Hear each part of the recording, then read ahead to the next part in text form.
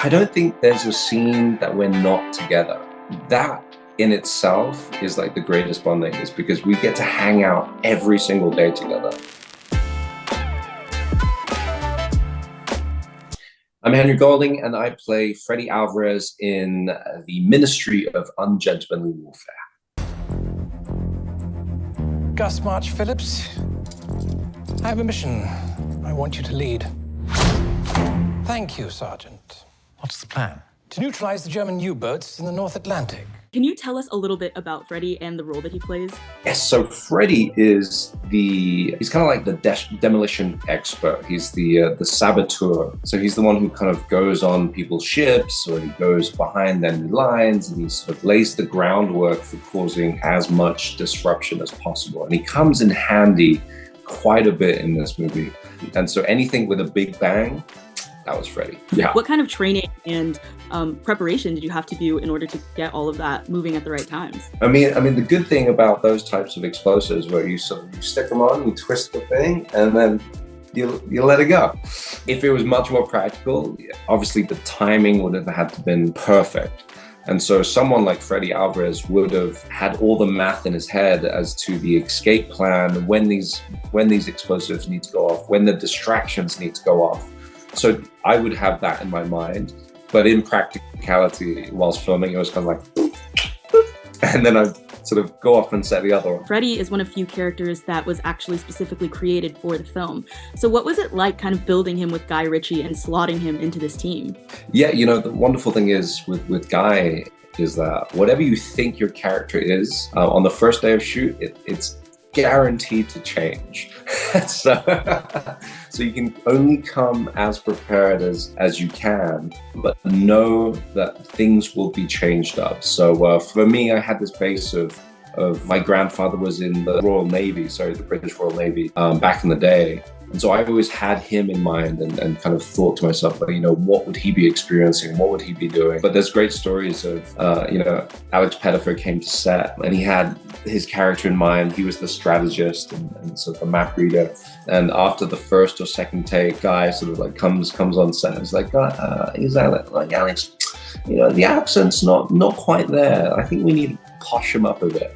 And so changed his accent completely. And for a character and for an actor, your accent is who you've been speaking with, that voice in your head for months.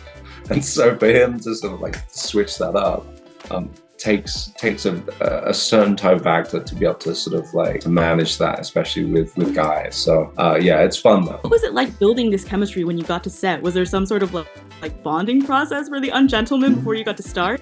It was, I don't think there's a scene that we're not together. That in itself is like the greatest bonding, is because we get to hang out every single day together. We eat lunch together, we eat dinner together, we're joking around all day long. So you can't get a faster and quicker bond than being stuck at the hip for these guys for like 3.5 months. What was it like to, I guess, embody this Asian character in this historical event? And did that weigh on you at all as you were filming this movie? Or was it more of just like, this is a really cool action movie that I get to do? Yeah, I really thought Freddy Alvarez was, down in Malaysia, we have an area called Malacca. And Malacca was predominantly sort of settled by Portuguese. And so there's a lot of Rodriguez or Alvarez in Malaysia. So I kind of built that into my character a little bit. It was great to be sort of Asian and an Asian character, but it was never sort of harped on. It was never kind of like, oh, that's the Asian guy, or this. It was always just distinctly like people, Freddy Alvarez, it's such a strange name. But I mean, the roots are from Malaysian Malacca. And so that I was really, really proud of. I know you also shot on location in Turkey, which looked absolutely beautiful. So what was it like shooting on the water, shooting on these huge practical sets along the coast? I think we had like the biggest set in sort of Europe at that point, because we took over an entire harbor, and from one end of the harbor to the other, you could just see it just stretched for pretty much like a kilometer. And the amazing set builders built this beautiful Fernando Po sort of port. And so filming on that on set, it's like mind-blowing. we had those amazing scenes set at nighttime. So we were working nights quite a lot, but seeing the explosions, having the gunfire, running around covertly, it was such a great memory. So many of the later scenes in the movie have so many moving parts. And so what was it like blocking with all the extras, with everyone that's kind of fighting right next to each other? Yeah, I mean, you have to sort of break it down to bite-sized pieces, right? We had the most amazing team and guys worked with them for the longest time. So everybody knows their role, from crowd control to the stunt guys to the explosive experts to us to and guys, the orchestra, to all of that. Do you have any favorite memories or stories from one of those big action sequences?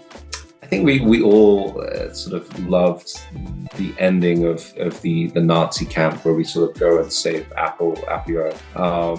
And there's like this huge explosion, which we knew was going to be big, but we didn't realize how large it was. But I remember we're all going to look sort of like direct, and heroes don't look back at explosions. So we were all going that way, and I was like, I'm going to smoke a pipe and look really cool and carry my bag. So literally this thing goes off and I'm just like, I'm like trying to feel if I'm like on fire. Like as soon as we walk off the camera, everybody's like touching themselves. It was a big explosion. This movie has such a great blend of history, of action, of comedy. So what do you kind of hope that people take away from it? I think people should take away the fact that this is sort of a movie that's not a superhero movie. It's a massive action, tongue-in-cheek, Guy Ritchie sort of spectacular, phenomenal kind of mission to undertake, and one that is so detrimental to World War II. I'm telling you, you have to watch Ministry of Ungentlemanly Warfare at the theaters because it's out right now and it's going to blow you away.